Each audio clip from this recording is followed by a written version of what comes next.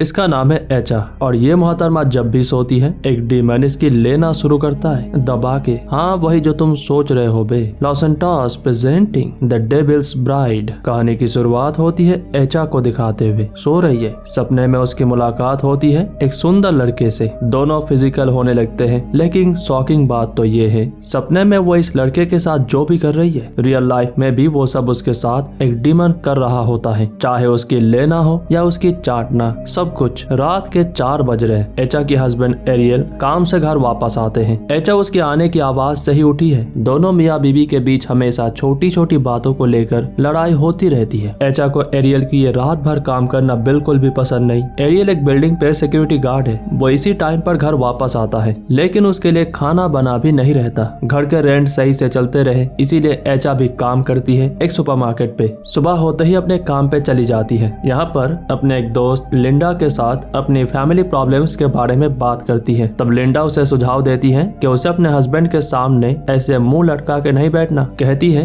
अपने हस्बैंड के साथ थोड़ी रोमांस करो बे। इधर एरियल भी परेशान है। अपने इन फैमिली प्रॉब्लम्स के बारे में अपने इस गांजाखोर दोस्त को बताता है। यह भी सुझाव देता है कि उसे अपने बीवी के साथ थोड़ी रोमांस करना चाहिए। घर पर एचा खुद को तैयार कर रही है। वही देने की तैयारी। कतई रोमांटिक माहौल बनने जा रही है। लगभग 4 बजे एरियल घर वापस आता है। उसके लिए आज एचा पहले से ही इंतजार कर रही थी। आज वो उसकी तरफ ऐसे ध्यान दे रही है जैसे तुम अपनी गर्लफ्रेंड के लेने के लिए उसकी तरफ देते हो। बहुत जल्द इन दोनों के बीच ये आग भड़क जाती है। दोनों ही लेने देने में बिजी हो जाते हैं और हम देखने में बहुत रोमांटिक है, लेकिन सबके नजरों से ओझल ये डेमन भी एचा के ले रहा होता है। एचा ये फील कर रही है बहुत ही ज्यादा, लेकिन देख नहीं पा रही। वैसे मानना पड़ेगा इस डेमन को थ्रीसम करने का बड़ा शौक है, जैसे मुझे मुट्ठी मारने की।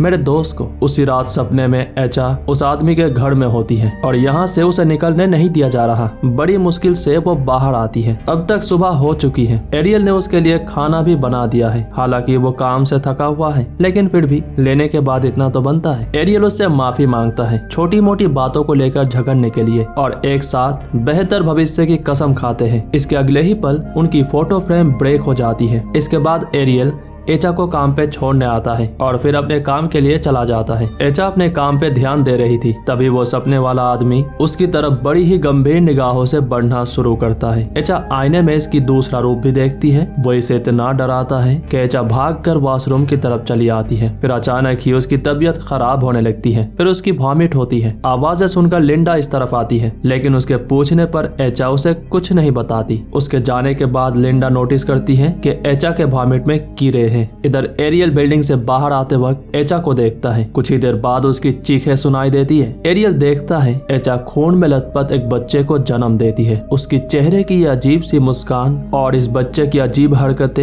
एरियल की हिला देता है। दिमाग डर के मारे भाग जाता है, लेकिन कुछ ही देर बाद अपनी दोस्त के साथ देखता है यहाँ पर कुछ भी नहीं है। घर आने के बाद एरियल बहुत ही खोया खोया रहता है। एचा को टच करने जाता है, लेकिन फिर उस घटना को याद करके टच नहीं कर पाता।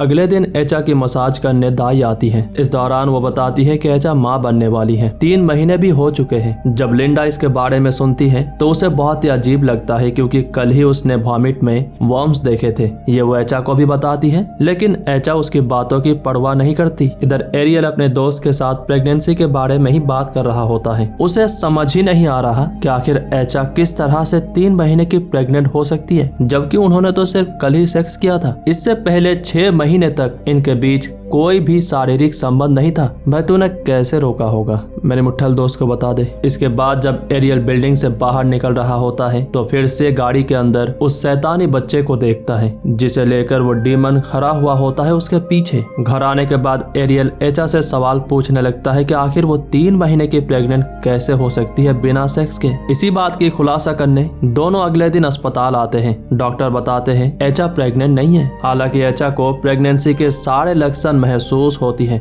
बिल्कुल अंदर से। वो ये मानने के लिए तैयार ही नहीं है कि वो प्रेग्नेंट नहीं है। लिंडा जब उसकी ये सारी बातें सुनती है तो उसे लेकर इमाम के पास आती है। इमाम पहली नजर में ही एचा के पीछे उस सपने वाले आदमी को देखता है। खैर, उनकी सारी बातें सुनने के बाद इमाम इस फैसले पर आता है कि एचा पर जिनकी बुरी नजर है। फिलहाल एचा की प्रेगनेंसी वाली बातों पर कोई भी यकीन नहीं कर रहा, इसीलिए गुस्से में यहाँ से चली जाती है। आज रात लिंडा एचा के साथ थोड़ी वक्त बिताती है। फिर जब अपने घर घर की तरफ जाने लगती है तो रास्ते में एक छोटी सी बिल्ली देखती है। इसे सही जगह पर रखने के बाद जब वो जाने लगती है तब उस बिल्ली की रोने की आवाज सुनाई देती है। फिर से देखने आती है लेकिन उसे नजर आता है वो डीमन। डर के मारे भागने लगती है और तभी डीमन इसे मार डालता है। ये सारी घटनाएं एचा को सपने में दिख रही थी। दौड़ते हुए घटना स्थल पर आती है, देखती है जो उसने देखा था बिल्कुल सच में हुआ है। अब तक एरियल भी काम से वापस आ चुका है, अपनी बीबी को संभालने की पूरी कोशिश कर रहा होता है। उसे एचा की पेट में बच्चा होने के एहसास होता है। इसके बाद एचा अपने साथ हुई सारी घटनाओं के बारे में एरियल को बताती है। फिर दोनों इमाम के पास आते हैं। एचा की दोस्त जेमा भी उसके साथ आती है। इमाम साहब कुरान की आयतें पढ़ना शुरू करते हैं। एचा पूरी तरीके से जिन की वश में आ चुकी है, यहाँ तक कि जिन एचा को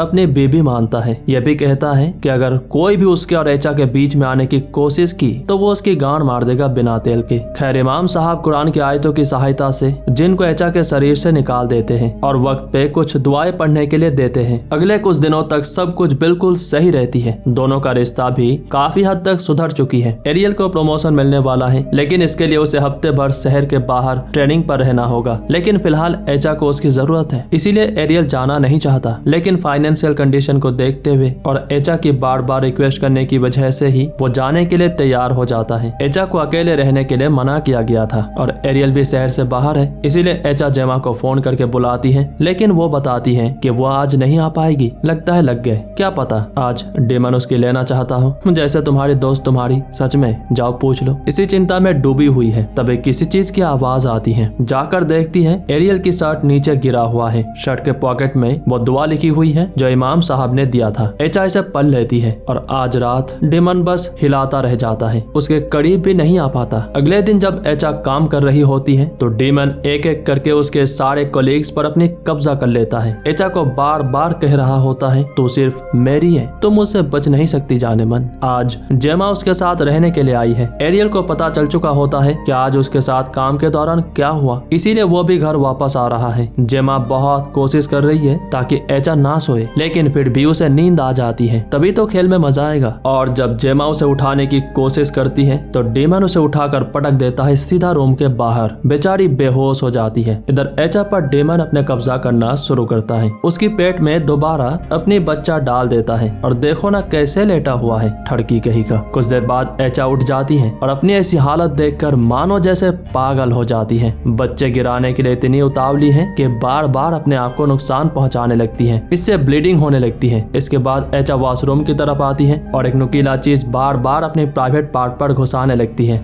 तुम ये मत सोचो कि मजा आ रहा है, दर दर खौफ के मारे इसकी फटी पड़ी है। उसके ऐसा करने की वजह से ही ये शैतानी बच्चा कुछ देर के लिए गायब हो जाता है, लेकिन फिर से दोबारा हाजिर हो जाता है, बिल्कुल मेरे जैसे बेशरम आशिक की तरह। तुम चाहे कितना ही तरपा लो, वापस आएंगे ही। इधर एचा फिर से वो नुकीला चीज घुसाने लगती है। अब तक एरियल भी घर वापस आ चुका होता है। सीधा एचा के पास आता है, देखता है वो बेहोश पड़ी हुई है। एरियल और जेमा इसे इमाम साहब के पास ले आते हैं। अब तक एचा दूसरी दुनिया पहुंच चुकी है, उस हवस में अंधा डीमन के पास, जिसे बस इसकी लेने के अलावा कुछ भी नजर नहीं आ रहा। अभी एचा उससे भागने की कोशिश कर रही है, लेकिन ये भड़वा उसे जाने नहीं दे रहा। उसे बस वही चाहिए जिसके पीछे तुम्हारा ठड़की दोस्त पागल है। इमाम साहब के कुरान की आयतें पढ़ते ही उस पर असर होना शुरू हो जाती है। ये शैतान का बच्चा इसे डराने की भी कोशिश करता है, यहाँ तक कि यहाँ पर मौजूद लोगों को भी अपनी आंखों से मेरी तो पड़ रही है। कभी तो ये पूरा खटिया लेकर उड़ जाता है हवा में, तो कभी सीधा जमीन पर। उस डीमन की दुनिया और इस दुनिया की कसमकस में एचा बेहोश हो जाती है। इमाम साहब कुरान की आयतें पढ़े जा रहे हैं उसे छुड़ाने, लेकिन दूसरी तरफ दूसरी दुनिया में ये ठड़की का बच्चा इसे बहुत ही